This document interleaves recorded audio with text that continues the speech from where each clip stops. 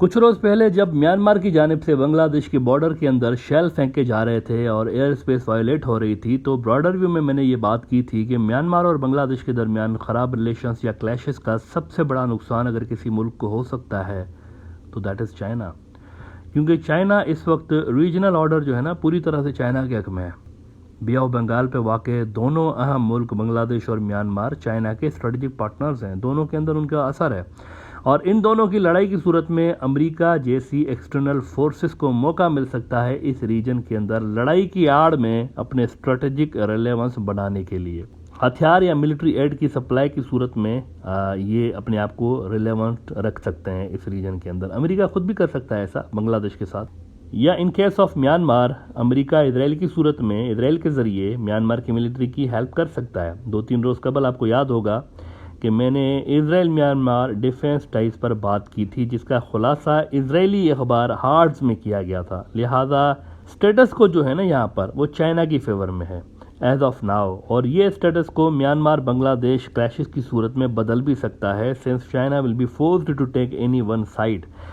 इसके बाद 22 अक्टूबर को मैंने ब्रॉडर व्यू में आपको बताया था कि चाइना पूरी तरह से इंगेज्ड है इस वक्त और उनकी मिलिट्री और उनकी जो सिविलियन डिप्लोमेसी है वो उरूज पे है आजकल। Chinese wanted to resolve Myanmar Bangladesh conflict, और मैंने कहा था कि Myanmar stopped attacking Bangladesh after Chinese warning. China इस सारे के सारे एपिसोड में, सारे के सारे इंसिडेंट में चाइना जो है ना वो म्यांमार से ज़्यादा क्लोज रहा है बांग्लादेश के, उस तरफ उनका झुकाव ज़्यादा नज़र आया है।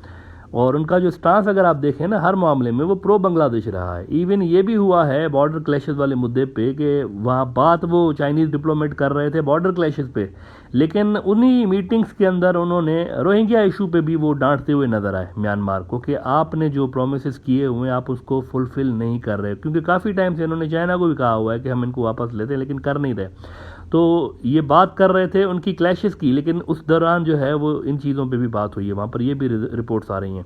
अब हुआ ये है, इस प्रेशर का नतीजा ये निकला है, ये जो चाइना ने इनके ऊपर प्रेशर डाला है, नतीजा ये निकला है कि म्यांमार की जो मिलिट्री जनता है इसने डायलॉग्स और फ्रेंडली इंगेजमेंट्स अचानक से बढ़ा दी हैं बांग्लादेश के साथ। पिछले 24 से 48 घंटों के अंदर म्यांमार कई इनके जो टॉप के जो जनरल हैं ये बांग्लादेश आए हैं और बांग्लादेश की फ़ौज के टॉप जो ऑफिशल्स हैं उनसे मिले हैं, इंक्लूडिंग आर्मी चीफ। बांग्लादेश के आर्मी चीफ से भी म्यांमार के बड़े जनरल्स मिले हैं और बड़ी अच्छी अच्छी बातें उसमें की हैं इन्होंने। और बॉर्डर एरियाज़ में उनको अराकान आर्मी से लड़ने में क्या क्या प्रॉब्लम्स हो रहे हैं इसका मिलिट्री जनता ने बांग्लादेश को क्लियर करके बताया है। एंड दे सेड कि अराकान आर्मी ने बेसिकली बांग्लादेश के बॉर्डर के बिल्कुल पास जाकर बहुत सारी जगहों पे कैंप्स बना रखे हैं। अच्छा, ये भी वैसे इतलात आ रही हैं कि ये भी बातें हुई हैं वहाँ पर मीटिंग्स में कि कन्फेस किया है इन्होंने मिलिट्री जनता वालों ने कि शुरुआती जो हमारी शेलिंग हुई थी वो हमने अनइंटेंशनली की थी, क्योंकि अराकान आर्मी वाले भाग के उधर चले गए थे, तो हमने पीछे से उनको, हमें पता था ये बांग्लादेश के अंदर हम मार रहे हैं, लेकिन चूंकि हमने उनको एलिमिनेट करना था तो हमने शेल इस वजह से शुरू में फेंके थे। बहरहाल इन फ्रेश रिकन्सिलिएशन अटैम्प्ट्स के बाद लग यूँ रहा है कि बर्फ़ पिघल रही है and both the countries are moving towards normalization. Arakan army की यहाँ पर पोजीशन फिर कमज़ोर हो सकती है एज अ रिजल्ट। अरावाड़ी जो कि म्यांमार का बड़ा न्यूज़ आउटलेट है, इन्होंने खबर लगाई है कि Myanmar generals welcomed by Bangladesh military chiefs. अब ये जो हेडलाइन है वैसे अगर देखें ना वो कुछ ऐसा भी लिख सकते थे कि Myanmar generals meet with Bangladeshi army chief, लेकिन उन्होंने क्या लिखा है, Myanmar generals welcomed by Bangladesh military chiefs. ये जो हेडलाइन है ना मुझे पढ़ के ऐसा लगा कि ये एंटी मिलिट्री जनता जो जत्थे हैं ना उनको ज़्यादा मतलब अच्छी नहीं लगेगी कि यार वेलकम उनको कर रहे हैं जिनके साथ हम लड़ रहे हैं। बाय द वे ये जो मीटिंग हुई है इस पे बांग्लादेश की फ़ौज की पब्लिक रिलेशंस का जो इदारा है ISPR, इन्होंने तो इस पे प्रेस रिलीज़ भी जारी की है, जबकि उनका नॉर्मल रूटीन है कि कोई भी एक्टिविटी होती है आर्मी चीफ की तो वो प्रेस रिलीज़ जारी करते हैं। लेकिन अभी मैंने थोड़ी देर पहले भी चेक किया, आज जुम्मे के रोज़ तक अभी थोड़ी देर पहले चेक किया, वहाँ म्यांमार की फ़ौज ने ऑफिशियली इस पर कोई प्रेस रिलीज जारी नहीं की, विच इज़ इंटरेस्टिंग। इन्होंने कमेंट नहीं किया, इसका मतलब है इस मीटिंग के ऊपर। रोहिंग्या इशू पे भी बांग्लादेश की फ़ौज ने खुल के बात की है म्यांमार की फ़ौज के साथ। 2018 से लेकर म्यांमार में देखें पहले सिविलियन हुकूमत थी और फिर मिलिट्री जनता आ गई है ना, ये बांग्लादेश को मिसलीड कर रहे हैं 2018 से लेके इस हवाले से, रोहिंग्या के हवाले से। आज देखें अक्टूबर 2022 चल रहा है ना, एग्जैक्टली 4 साल पहले अक्टूबर 2018 का ज़रा आप राइटर्स की ये स्टोरी देखें कि Bangladesh Myanmar agree to begin Rohingya repatriation by mid November. अक्टूबर में कह रहे हैं, अक्टूबर 2018 में कह रहे हैं मिड नवंबर 2018 से रोहिंग्या की वापसी शुरू होगी, एग्री किया है म्यांमार ने। अब चल रहा है जनाब 4 साल, अभी तक शुरू नहीं हो सकी। तो बर्मा वाले बेसिकली मिसलीड करते रहे बांग्लादेश को, वो मतलब एक बात कह के फिर जाते हैं, मुकर जाते हैं।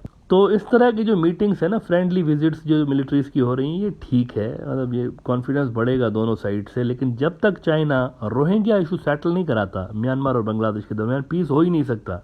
भूल जाएं इसको आप, ये बहुत बड़ा इशू है, ये पीस हो ही नहीं सकता जब तक ये इशू सेटल नहीं होता। And US might take advantage from this, ये चाइना जानता है। तो रोहिंग्या मुसलमान अब चाइना के लिए ज़रूरी होते जा रहे हैं स्ट्रेटेजिकली। आप में से बहुत कम लोग जानते होंगे, एक टाइम था, ये मैं आपको नई बात बताने जा रहा हूँ, आप में से कुछ लोगों को पता होगा, कुछ को नहीं पता होगा। एक वक्त होता था कि म्यांमार की जो फौजी हैं ना, उनके बड़े ऑफिसर्स, वो बांग्लादेश आकर ट्रेनिंग लेते थे, मिलिट्री ट्रेनिंग बांग्लादेश आकर ले रहे होते थे, और उनको बांग्लादेश की तरफ से इंसेंटिव भी मिलता था, पैसे मिलते थे, उनको सीख भी रहे होते थे, उनको पैसे भी मिलते थे, बांग्लादेश उनकी हेल्प कर रहा होता था। ये प्रोग्राम प्रोबेबली शेख हसीना ने शुरू करवाया था म्यांमार के साथ, मिलिट्री के साथ अपने टाइज नॉर्मलाइज कराने के लिए। लेकिन फिर 2017 में जब ये रोहिंग्या के वाक़यात हुए, तो ज़ाहिर है बांग्लादेश ने भी अपने रिलेशन डाउनग्रेड कर दिए इनके साथ मिलिटरली, जो कि होना ही था। अब मुमकिन है कि चाइना की वजह से दोबारा इनके रिलेशंस जो है वो ट्रैक पे आ जाएं बांग्लादेश और म्यांमार के, जो कि नज़र आ रहा है। ऑफिशियल विजिट्स जो हैं वो शुरू हो चुकी हैं। लेकिन रोहिंग्या मुसलमानों का इशू सबसे इम्पॉर्टेंट है, जिसको सॉल्व किए बिना लॉन्ग टर्म पीस बांग्लादेश और म्यांमार के बीच मुमकिन नहीं है। और मैंने वो जो थोड़ी देर पहले बात की कि अमेरिका इसमें से फ़ायदा उठा सकता है, तो उसके लिए देखें, ज़्यादा आप इधर उधर रिसर्च करने की भी ज़रूरत नहीं है। आप सिर्फ अमेरिका के एक्शंस देखें। एक तरफ अमेरिका का स्ट्रेटेजिक पार्टनर जो है इजराइल, वो उनको म्यांमार मिलिट्री जनता को वेपन्स दे रहा था जब वहाँ पर रोहिंग्या पे क्रैकडाउन शुरू हुआ था। लेकिन आजकल आप देखें कि म्यांमार की मिलिट्री जनता का ये जो ब्रूटल क्रैकडाउन था रोहिंग्या के ऊपर, इसको अमेरिका ने जेनोसाइड करार दिया हुआ है, अमेरिकन ने। तो ये अमेरिका जो है ना, उसके लिए this is an area of interest. Rohingya का जो इशू है वो उनके लिए इंटरेस्ट वाला इशू है।